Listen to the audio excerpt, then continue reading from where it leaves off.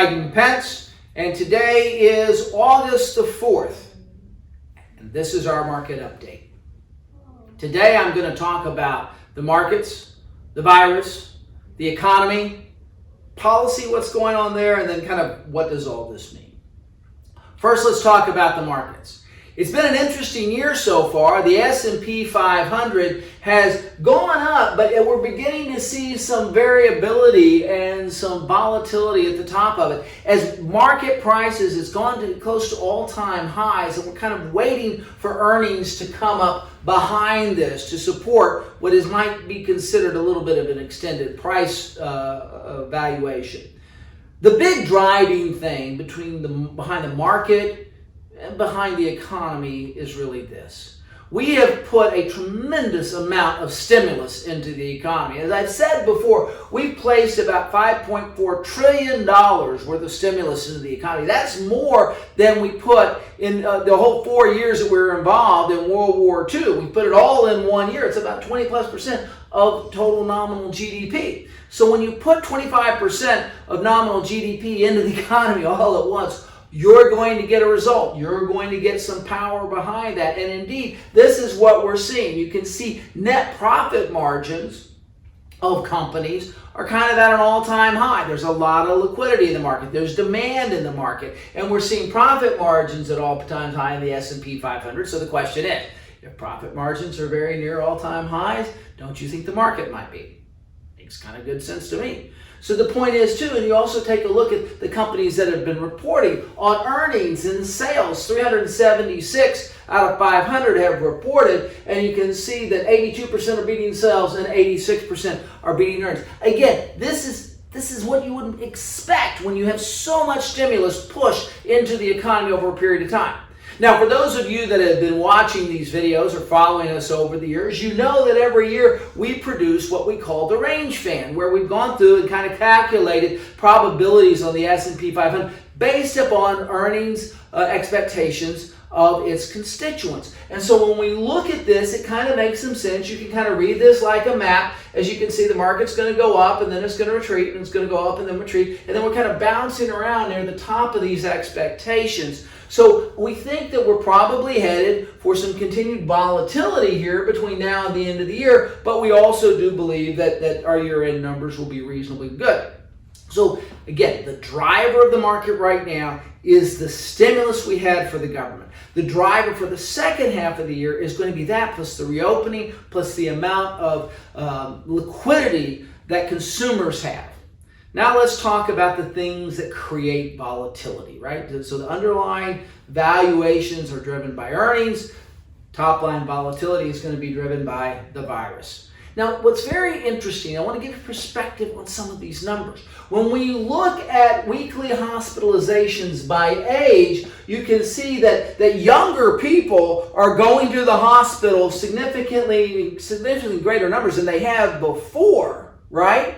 And we're seeing this age group going, but you have to recognize and pay close attention. The total number of hospitalizations are way down, right? Way down. We're up to close to 6,700 back in January, and now we're here at right around 1,000. Now, it is picking up. Why is it picking up? Well, it's picking up because you're seeing the COVID variant.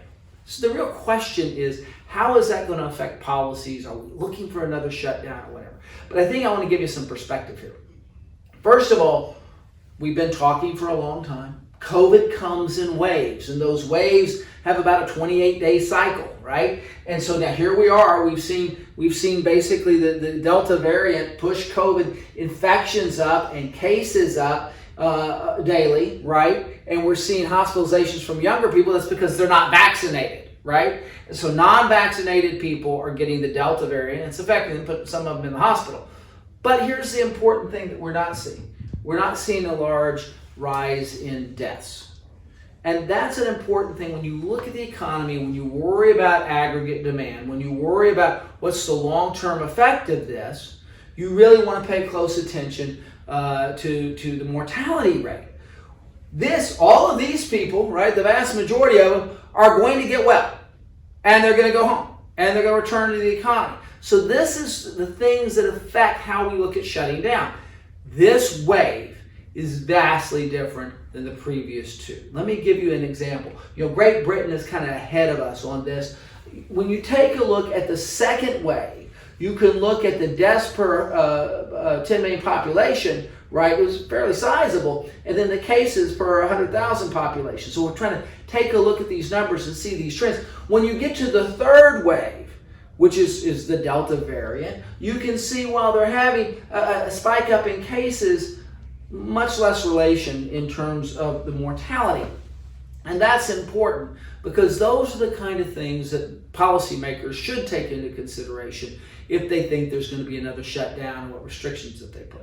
So our conclusion from this is that while you're going to see a spike here in the Delta variant of COVID, we do not think that it warrants another one of these big shutdowns. And you're probably going to see states handle this, again, very, very differently. So we've got good patterns to look at here, and we have to kind of step back and turn off some of the hype and kind of recognize this is what the data is telling us. So while Delta is coming back, we think it'll be a wave like everything else, therefore it'll go up and then it'll go down. But we also think that it does not reach the mortality level or concern levels of previous. And the big thing that we know is that vaccinations are very effective in lowering the mortality rate of people that get it later. So this is a very important thing. A large percent of the population is vaccinated.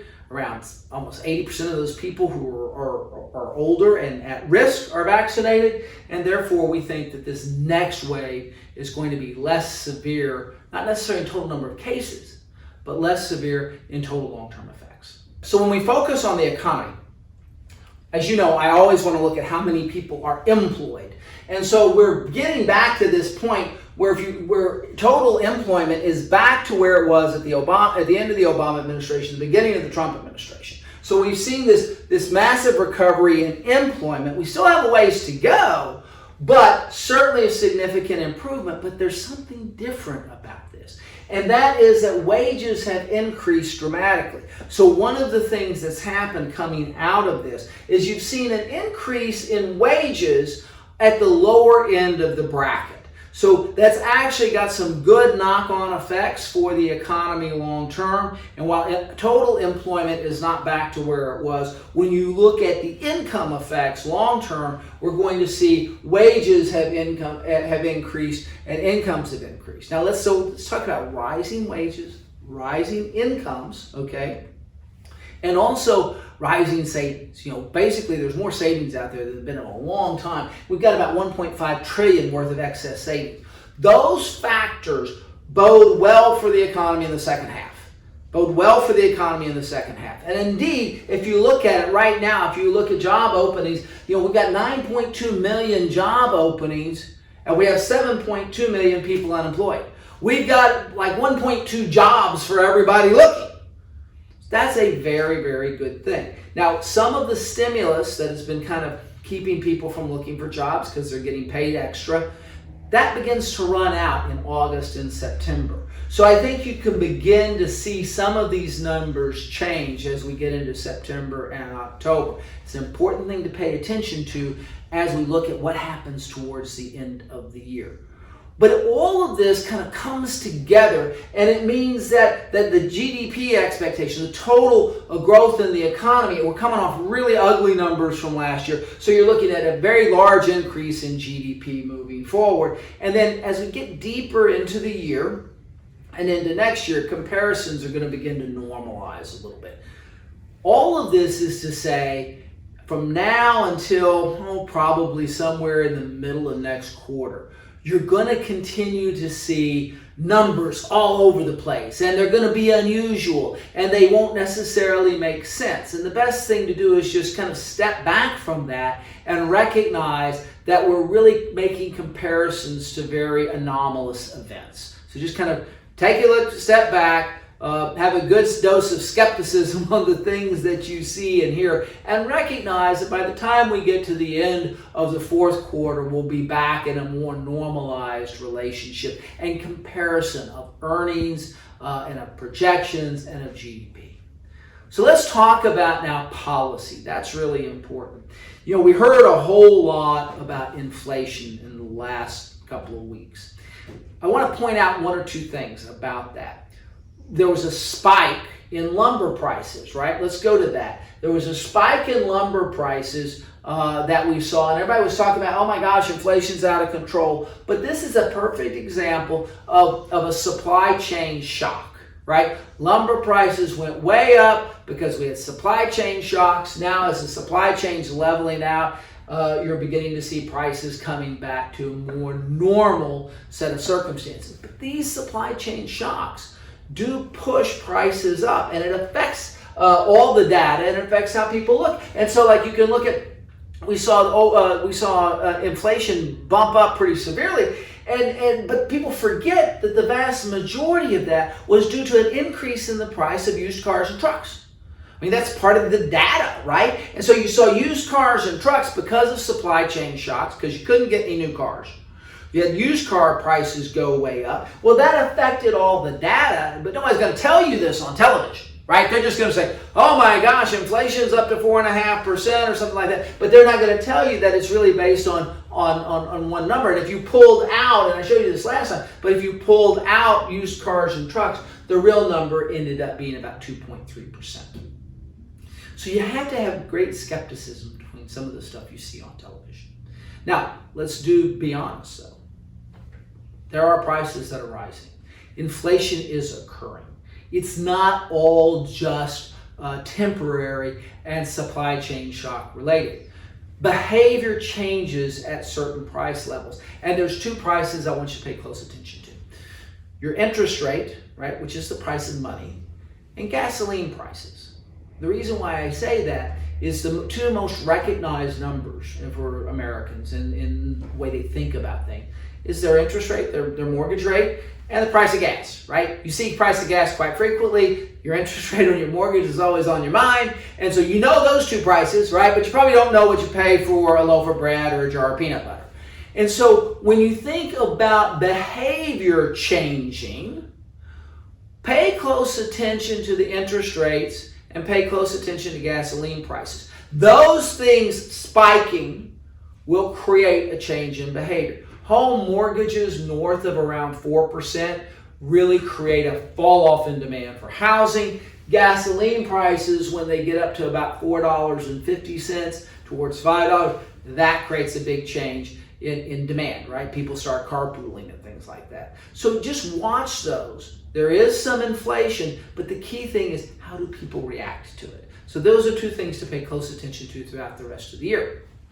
The other thing to look at is what's the expectation, right? Rising inflation matters to the extent that the Federal Reserve pushes up interest rates, right? That's very important. It also matters to the extent like food prices and things like that, things that people really need to live on, that does affect. And you're seeing those things go up, but part of that's a transitory issue around transportation, and we're going to see during this last half of the year how much that levels off or not. But when you think about what we call personal consumption expenditures, that's all of the data and all the people that folks spend, and we look at PCE a lot.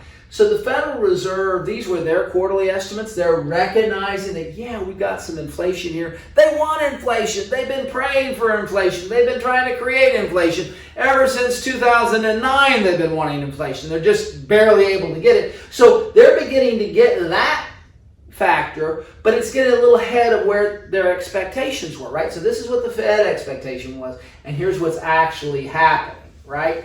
And so the important thing to pay attention to is what's this trend line, right? What is this trend line going to look at, and is it going to level off somewhere in here or somewhere in here? So we just need to give it a little time. That gets important. And again, inflation is important to the extent that the Fed begins to raise interest rates. Now, one way the Fed raises interest rates is to stop buying bonds. That's just kind of how the math works. And so this is how they talk about taper. So taper is when the Fed has been putting so much money into the economy because they're buying bonds and anything. So when the Fed buys a bond, they basically are putting money out into the economy. When the Fed sells a bond or sells a bond, they're pulling money out of the economy. So they've been buying bonds, pushing money into the economy. If they stop doing that, some of that stimulus comes off. So they'll probably begin to do that. You're going to see people kind of panic and worry about that. It'll make all the headlines. But the thing is this is not unexpected, right? It's probably to them. If you have an economy doing as well as our economy is doing, you can probably expect the Fed to be raising interest rates a little bit. So these forecasts around the stopping and slowing down of the Fed bond buying program, you're going to hear a lot of data around that. You're going to hear people talk about that, and it's going to be forecasting further interest rate increases. But we believe this is going to be a very long, drawn-out procedure. So what I'm trying to say is it's not worth panicking about. It's worth watching everybody else panicking about and then smile knowingly that you're not overly excited about it. So what does all this mean? Well, we think the market's going to have volatility through August. This is going to be a little bouncy month. We're going to be bouncing up and around and off of highs and things like that. And part of this is driven by people trying to figure out how they're going to game the tax system. They're waiting for long-term capital gains, maybe made a lot of money last year if they bought at the bottom. And so those things are going to level off here when we get past August. Higher earnings increases the quality of price, right? So even though prices might not bust through these highs we're at, the quality of the price is increasing because the earnings are going up. And stimulus beats virus. That continues to happen. We're beginning to see that. The first half is government, the second half is going to be consumers. So we think that that's going to be fine, even with the Delta variant. And so 2021 is another round of stimulus versus virus. You've heard me say that 1,000 times. And then in 2022, we're probably going to be looking at debates around stimulus versus taxes. It really gets into the policy wars. The Fed wants inflation. They're beginning to get it. Okay. Liquidity is abundant. There's a lot of money out there. The economy's growing. Unemployment's falling. And U.S. markets are basically they're volatile but improving. And that's a positive thing. Globally, the world's in a multi-speed recovery. And what I mean by that is that there's other parts of the world that have not recovered from Corona. They dealt with it differently. They are slower than we are. They didn't have as much stimulus. So you can actually say, what are the companies that have done well during our recovery, and begin to possibly look for their clones in countries that are 9 or 10 months or 12 months behind us. So it's going to be very interesting over the next 12 months as you look at a world multi-speed recovery. There's going to be some pitfalls there, and there's going to be some opportunities. So I hope you've enjoyed the presentation today and it's been helpful to give you some perspective on what's going on. Feel free to forward this on to family and friends, and we're very happy to be of help anytime we can. Thank you very much, and until next time, I'm Dryden.